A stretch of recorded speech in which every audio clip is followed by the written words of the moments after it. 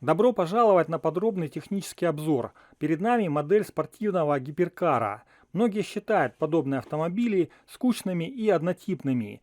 Однако внутри этой конструкции инженеры спрятали отличные технические идеи. Мы оценим геометрию кузова и уникальный световой дизайн.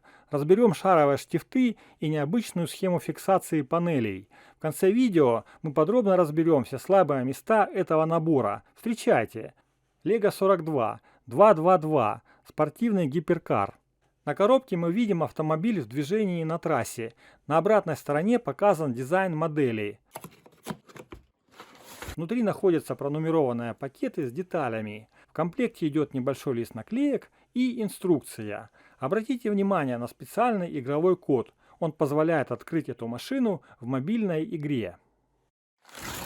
Сначала непонятно назначение шаровых штифтов. Ответ мы узнаем чуть позже. Я собираю двигатель на 16 цилиндров.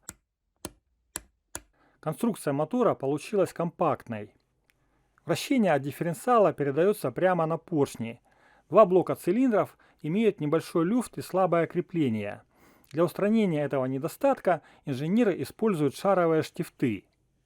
Посмотрите на экране, как работает это решение. Эти штифты стали первой интересной фишкой набора. Система рулевого управления имеет простую конструкцию. Рулевая рейка расположена между балками. Специальные коннекторы служат для нее направляющими. Другой особенностью является смещение оси дифференциала относительно оси вращения колес. Обратите внимание на передаточное отношение этих шестерен. Зачем это сделано? На первом этапе мы видим необычную конструкцию опоры задней оси. В основе шасси применяется много цветных деталей. Обладатели джипа под номером 42227 будут довольны этой расцветкой. Я устанавливаю колеса для промежуточных ходовых испытаний. Механизм двигателя работает прекрасно.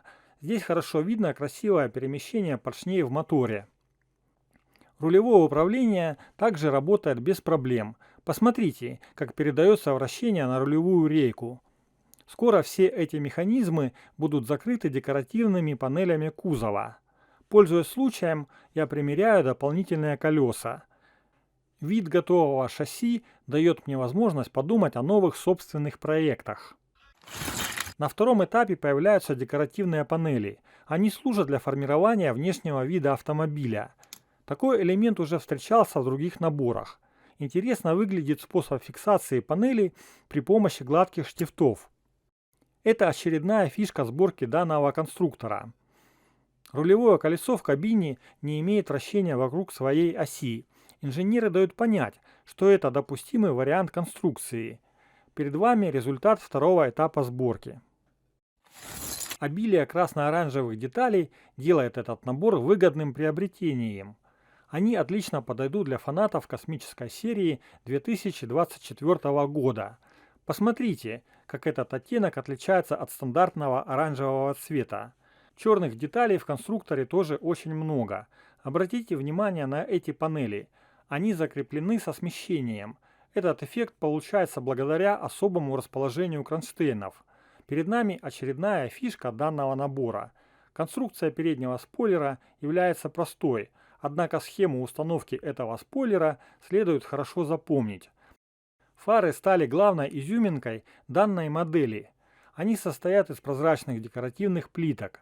Установка этих элементов полностью завершает третий этап сборки. На четвертом этапе мы продолжаем сборку кузова. Установка задних колесных арок имеет свои особенности. Обратите внимание на этот элемент конструкции. Арка заднего колеса расположена под углом к кузову. Безусловно, это является очередной интересной деталью сборки. Я исправляю свою прошлую ошибку в монтаже. Теперь перед вами правильный результат четвертого этапа. На пятом этапе я собираю заднее антикрыло. Также я устанавливаю боковой элемент кузова. Боковая дверь получилась простой. Однако у ее конструкции есть небольшие недостатки.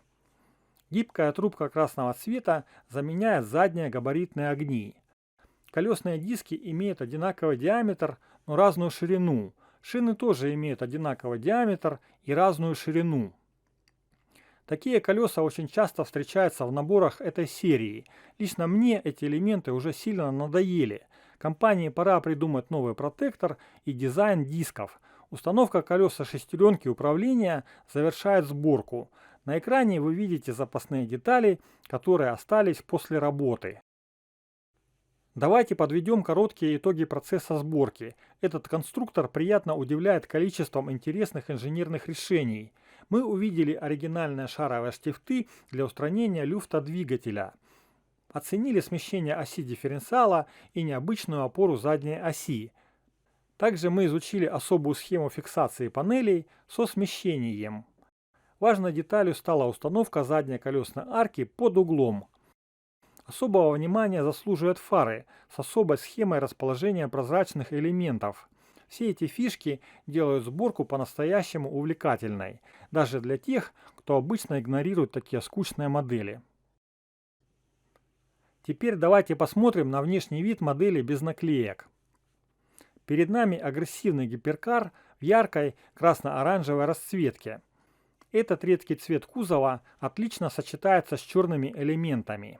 Дизайнерам Lego удалось хорошо передать узнаваемый силуэт прототипа. Передняя часть машины с уникальными фарами выглядит великолепно. Однако к дизайну задней части кузова есть вопросы. Нанесение наклеек заметно улучшает внешний вид модели спереди. Заднее антикрыло с графикой тоже смотрится гораздо лучше. При этом разработчики наклеек не смогли точно подобрать их цвет. Оттенок стикеров сильно отличается от оригинального цвета пластика. Некоторые наклейки я не стал использовать по этой причине. Я решил оставить чистые панели, чтобы не портить общую модель. Переходим к изучению основных функций модели. В задней части находится двигатель с подвижными поршнями. Поршни начинают двигаться автоматически при вращении колес. Модель имеет отличные ходовые качества по ровной поверхности. Эта простая механика создает ощущение настоящего автомобиля. Рулевое управление осуществляется при помощи шестеренки на крыше.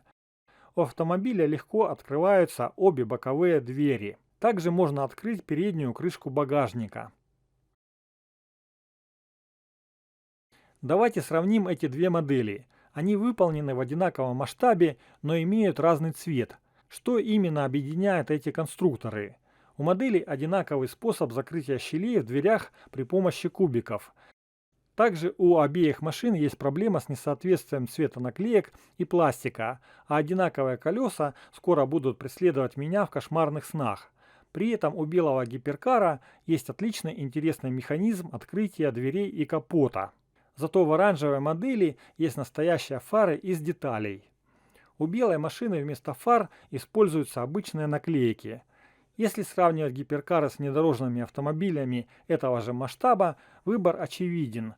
Внедорожники имеют больше функций при одинаковой цене и собирать их интереснее.